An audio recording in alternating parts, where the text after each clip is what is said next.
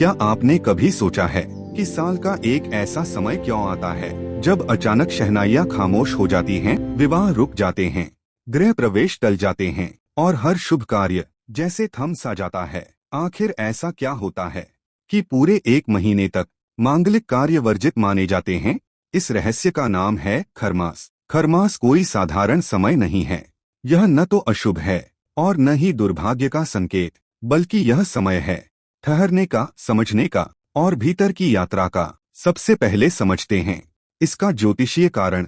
जब ग्रहों के राजा सूर्यदेव देवताओं के गुरु बृहस्पति की राशियों धनु या मीन में प्रवेश करते हैं, तभी खरमास लगता है। धनु और मीन दोनों ही गुरु बृहस्पति की राशियां मानी जाती हैं और गुरु विवाह, संतान, शुभता और मांगलिक कार्यों के कारक होते हैं। लेकिन सूर्यदेव का तेज इतना प्रचंड होता है कि जब वे गुरु के घर प्रवेश करते हैं तो गुरु का प्रभाव मध्यम पड़ जाता है।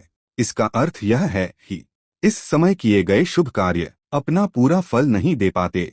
इसीलिए शास्त्रों में कहा गया है कि खर मास के दौरान विवाह, मुंडन, गृह प्रवेश जैसे बाहरी मांगलिक कार्य रोक दिए जाएं। लेकिन यही पूरी कहानी नहीं है। अब सुनिए खरमास से जुड़ी एक अद्भुत पौराणिक कथा। कहते हैं एक बार सूर्यदेव का दिव्य रथ आकाश में निरंतर दौड़ रहा था। उनके रथ को खींचने वाले घोड़े लगातार चलते चलते थक गए। सूर्यदेव ने यह देखा और करुणा से भर उठे। उन्होंने सोचा इन घोड़ों को भी विश्राम चाहिए। इसलिए सूर्यदेव ने अपने घोड़ों को आराम दिया और कुछ समय के लिए अपने रथ में खर अर्थात गधों को जोत लिया। अब गधे घोड़ों की तरह तेज तो दौड़ नहीं सकते। रथ की गति धीमी हो गई और आकाश में सूर्य का तेज भी मध्यम पड़ने लगा। यह वही समय था जब संसार की गति धीमी हो गई और इसी धीमी गति वाले काल को कहा गया खरमास, यानी खर से खींचने वाला रथ और मास यानी महीना।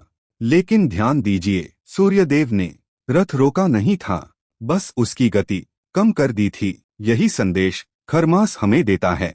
खरमास का अर्थ है जीवन को रोकना नहीं, बल्कि उसकी रफ्तार को धीमा करना। इसीलिए शास्त्र कहते हैं इस समय बाहरी उत्सव नहीं, भीतरी साधना करनी चाहिए। खरमास को मलमास या पुरुषोत्तम मास भी कहा गया है। यह वह समय है जब जप, तप, दान और भक्ति सामान्य समय से कई गुना अधिक फल देते हैं। इस महीने किया गया एक दीपदान, एक माला जप और एक सच्चा दान सीधे हृदय की शुद्धि करता है। जब बाहरी मांगलिक कार्य रुकते हैं, तभी अंदर की यात्रा शुरू होती है। खरमास हमें सिखाता है कि हर समय उत्सव का नहीं होता, कुछ समय आत्मचिंतन का भी होता है। तो अगली बार जब कोई कहे कि खरमास चल रहा है, तो इसे रुकावट मत समझिए, इसे ईश्वर का दिया हुआ एक पवित्र अवसर समझिए, खुद से जुड़ने का और प्रभु को याद करने का। खरमास रुकावट नहीं, भक्ति का विराम है। जब करें, दान करें। जय श्री हरि। अगर आपको हमारी यह वीडियो पसंद आई हो तो लाइक, शेयर और कमेंट करके हमें जरूर बताएं और चैनल सब्सक्राइब करने ना भूलें। मिलते हैं अगली वीडियो में।